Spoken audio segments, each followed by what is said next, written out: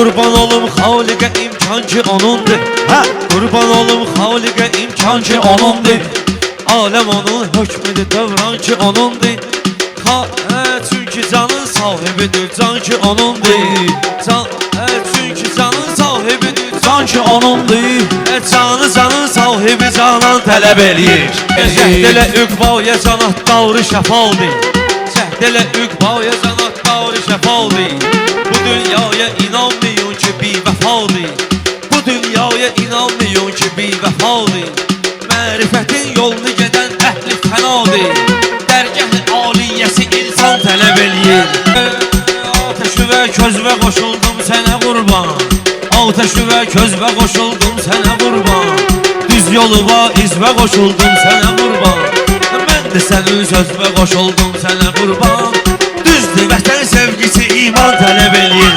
Tələb izvanda məqam eyləyəsən sən.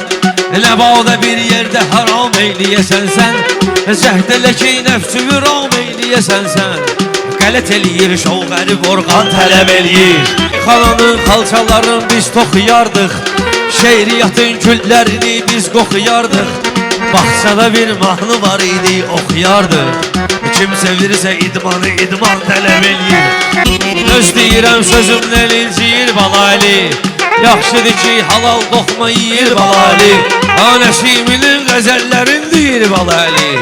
Xalq belə hikmətli qəzəl xan tələb eləyir. Bir vəfa insanda vəfa olmayacaqdır. Fani cahan dursa səfa olmayacaqdır. Çünkü qaranlıqda ziya olmayacaqdır. Vəslə yetişmək qəmi hicran tələb eləyir.